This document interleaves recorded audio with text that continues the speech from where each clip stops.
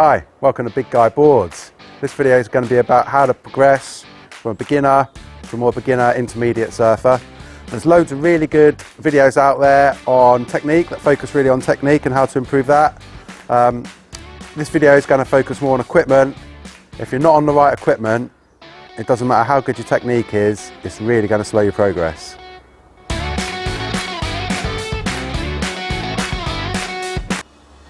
So the first thing you need to identify is when it's time to progress, when it's time to kind of start changing your equipment up and try and push your surfing a bit. Most people will probably be learning on a soft top, like this. So you need to know at what point am I ready to change onto a different surfboard. So depending on what kind of board you're learning on, it's really going to make a difference to how quickly that happens. If you're on something that's too small for you, it's going to really slow your progress down. It's going to take you ages. If you're not getting up to your feet within the first couple of surfs, 2 or 3 surfs, whether it's in a lesson or on your own, I'd say you're probably on the wrong equipment. So I developed this board for a beginner. It's got loads more volume than a standard soft top. I've done a video on it. I won't go into detail on it now. But first of all, if you're a beginner and you're thinking, well, why am I not progressing that quickly? It's likely you're learning on the wrong equipment. So I'll put a link to this video on this board here. So that's the first starting point. But I would say once you can get up, consistently get up, stand up and go left on a wave and right on a wave, at that point you want to start thinking about changing up your equipment. So I'll talk about that in a bit more detail now. Right, so the first thing to think about is what kind of waves you're going to be riding. And generally speaking, the vast majority of people that are learning are not going to be going out in conditions much bigger than head high. Generally going to be, you know, stomach, chest, maybe shoulder high. But if you're just coming off of a soft top surfboard or a longboard, it's going to take you a while to progress to get into more solid waves. So you need to take that into account when you're thinking about what board you're going to get. It's going to be generally smallish waves. Secondly, you want something that's still going to have the stability that you're used to from riding a foam board or a longboard or whatever you've been learning on. You want that stability still, but you just want to slowly bring it down and add a tiny bit more performance so you can kind of work on generating speed. And thirdly, you want something that's going to do a lot of the work for you when you're generating that speed. So the worst thing, and anyone who's experienced this will know exactly what I'm talking about. You come off of a longboard or a foamy and you start popping up, but you just kind of get to your feet and the board completely stops. And the reason for that, almost 9 times out of 10, is because you're on the wrong equipment and it's not, the equipment you're on is not really helping you with the speed generation. So I've been aware of this for a while. I've been developing a couple of boards actually that are specifically geared towards someone making that transition from beginner to intermediate. This is Big Guy Boards, so it was initially specifically geared towards heavier surfers. And we had a really popular model which I'll look at in part 2, which is good for that. Yeah, so I started developing a couple of boards. And I also found actually they had a second use, which I'll talk about a bit more at the end. So this is one of the first boards that I developed, and this is called Mr Motivator. And I'll just start talking through some of the features of the board. So as I mentioned, I was kind of in parallel, I was working on 2 types of boards really. I was working on something that's really going to help someone makes that transition from beginner to intermediate. But at the same time, if you're familiar with some of my other videos, I've gone through so many grovel boards, which is a small wave board, a board specifically meant for waves that are around kind of chest, waist high and below. Generally, well, me specifically, I find them really difficult to ride small waves, and generally when it gets to that sort of size, I'm usually on a longboard, and I was trying to develop a proper grovel board designed for small waves that a heavier surfer like myself would benefit from. And what started to happen is I found that a lot of the characteristics I was putting into one board actually matched the other, and they slowly kind of merged together into this, which is Mr Motivator. So this is the kind of board that I've been using now to motivate me, to get me in the surf when it's subpar. So usually I'll pull up to the beach, I've got a couple of shortboards in my car, I generally don't have a longboard with me. If I get there and the waves are, below chest high, I just won't feel motivated to get in. And that's because usually the board I'm on, I just really struggle for a number of reasons, which I'll go into in a sec, with a surf like that. And I'm usually like, I just don't feel motivated. So this board now is motivating me. It's so much fun in small waves, and I'll explain why. I'll go into some of the details. But it's also perfect for an intermediate, beginner to intermediate, because as I said before, you're going to be learning in generally waves this sort of size. You know, you're not going to be much bigger than head high. You won't have the ability to paddle through it at that point, I'd expect, and it's probably going to be quite intimidating as well as you're learning. So both, you know, the board's going to be ideal for someone like that as well. First thing to notice is it's got an extraordinarily wide tail.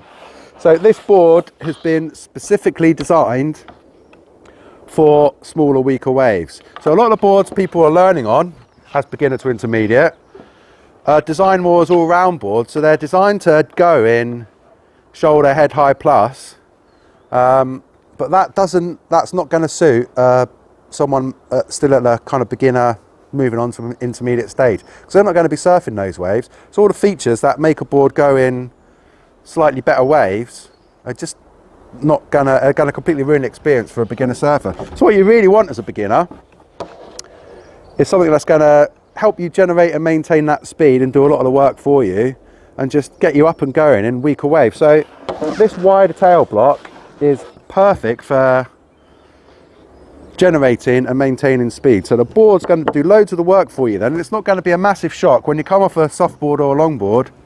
You're going to be up to your feet and you're going to be able to ride down the wave with this wild tail block. So why don't other boards have such a wild tail block like this, especially for kind of beginner intermediate surfers? It's because if you start using this in head high waves or above, the width in the tail is going to create a lot of lift. And that's really good in small waves, but as soon as you start getting into better waves where it's generating more speed for you, that lift is going to be accentuated because the wave's pushing you along more, and the tail's going to start to slide out. So in small waves, that's not going to happen at all. It's not sliding out. You can really lean into turns in small waves. You can do little turns. So it's perfect for that. Another reason why you don't have such wide tails in a lot of the boards you generally be looking at for beginner to intermediate is you're going to struggle to get the board really vertical. Now, if you're learning just to get up and riding and going down the face, no beginner intermediate surfer is going to really try and be going up and turning vertically. You can still turn this, you can hit the lip with it, which is all you really need as a beginner to intermediate, and especially if you're more advanced and you're on a small wave anyway, generally you're not really going vertical on tiny waves anyway. You're just racing down the line, clipping off the lip a little bit. It's just meant for, you know, maximizing fun. So the width in the tail does seem quite extreme, but it just works brilliantly. For me as a more intermediate plus surfer, or for a beginner surfer just getting up and maintaining that speed, it's ideal. The second thing, really parallel rails. So this, again, really straight parallel rails do exactly the same thing. They just get you up and riding. You don't have to do as much work to get the board moving. A lot of boards I see people learning on, you have more kind of a pulled in tail, a bit more of a pulled in nose often, and it's just going to slow you down again. Now, again, you know, this board has got a very specific job. So if you try and ride this in overhead high waves and trying to, you know, get some high performance out of it, it won't work. But that's not what it's meant for. So, you know, loads of speed in the tail, loads of speed for the parallel rails, nice big wide nose to help you paddle into the wave. So again, you know, coming off something like that, you're going to struggle to, moving down to a smaller board, you're going to struggle to paddle. But with the extra width in the nose, you'll notice as well, relatively flat rocker, which again, if the board's flat, it's just going to be helping you maintain speed. If you've got more rocker, which is the kind of the curve in the board here and here, the more rocker the board is, the more curved, the more you're going to have to work to get the board going down the line. It fits in the pocket more nicely. And again, bigger, better waves, you want more curve or rocker in the board. But for small waves you're learning on, especially if you're learning, you just want something relatively flat. Again, it's helping you generate that speed, which is exactly what you need. Bottom contours, you don't need to worry too much, again, as a kind of beginner intermediate. But with these boards, we've just kept them really simple. It's a very subtle concave, but it's just about reducing the friction and getting the water flowing right across the board, and again, generating that speed. So you do want to start thinking about bottom contours more as you progress and as you start thinking about performance. But if you're just learning, you're up and riding, you're going down the line, keep it simple. It's just about generating that speed. So overall, it's just a perfect little package. Obviously the length as well. So these come in a range of sizes. They start at 5'11", they go up to 6'3", and there's a lot of volume in there. I think we do 2 variations on this board as well. So the reduced length, if you're trying to learn on something smaller, say you come down from one of those, you know, a 9-foot plus longboard or soft top, and then you come down to maybe 7, 7.5, 8 foot, so more of a kind of mid-length. There's a lot of swing weight there, so the board is going to be harder as you're riding along the wave to turn the board like this. Whereas with this, it's got heaps of volume, but it's much shorter, so it's going to get you used to moving a shorter board around, and it's not going to have as much swing weight, and it's not going to be as hard to move around. So that's the kind of thinking behind all the characteristics of the board. It comes as a quad as well, so that's going to again help you with more speed generation as a quad, just, you know, going down the line. It's ideal for learning how to generate and maintain that speed where the board is doing a lot of all the work for you.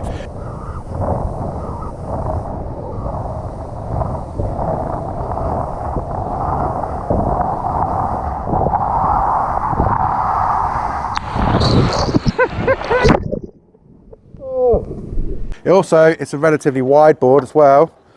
It comes in at around 23 inches, depending on which length you go for.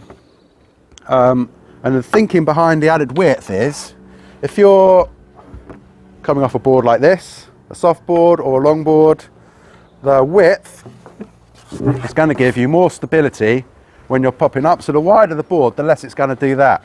And you want loads of stability when you're popping up. So you don't want the board doing this. As you're learning to jump to your feet on a smaller board, you want something that's going to be nice and stable. So that's the thinking behind the width as well. And I've noticed as well, as a more of an intermediate plus surfer, on smaller waves, I find it much more difficult to pop up because the wave's not giving you as much push, and I just find I'm much more unstable. Whereas this, I'm straight to my feet, and yeah, it's just perfect for that. So it's really motivating me to get in the water and have loads of fun. It comes in 2 thicknesses, so we do a thinner version. What we found, we've done boards similar to this in the past, and although a lot of the boards we do are geared for people that need more volume, whether that's someone heavier, someone carrying an injury, someone who's a bit older or less lacking paddle fitness, we've done 2 thicknesses because a lot of the people that are using these boards are actually, I'd say, average-ish weight and not maybe needing such thickness in the board. So thickness is good, but if you had too much thickness and you can't sink the rail, you can't sink the board enough, it's just going to float along the surface and be too skatey. So I would say, with the 2 thicknesses, if you're, you know, over average weight, or yeah, I'd say 90, 95 kilos plus, I'd go for the thicker version. And if you're a bit below that, you're more average weight, but you're still progressing, I'd say go for a thinner rail, because then you're just going to be able to sink the board very slightly more. You're still going to get a lift, but you don't want the thickness, so you're kind of sitting above the wave there. And also, I've been using the thinner version. This is the thinner version. This is the 6.2, and I wanted to give this a go just to see how it would feel with slightly thinner than I'm used to, but the added width and everything, and it is ridiculous. So you'll see in the footage, it's unbelievably quick, really stable, really user friendly, but it just flies down the line. And now whenever the waves are subpar, chest, stomach high ish or below, I'm now got this in my car and I'm just frothing every time. I just absolutely love it. So yeah, this is the Goliath Mr Motivator with fins. I'll talk about fins and the rest of the equipment and what it comes with next. Our mission at Big Guy Boards is to make surfing more inclusive for everyone. As I mentioned at the start, price is really important. You don't want to start off spending loads of money when it's not necessarily. So we wanted to sell this as a kind of setup package at a really affordable price. So this board comes as a package with a set of 3 set of fins and a set of quad fins, and it also comes with a Goliath leash as well. So you've got a full setup ready to go straight away. With the fins, as you're learning, as you're transitioning from beginner to intermediate, you don't need to give too much thought on fins.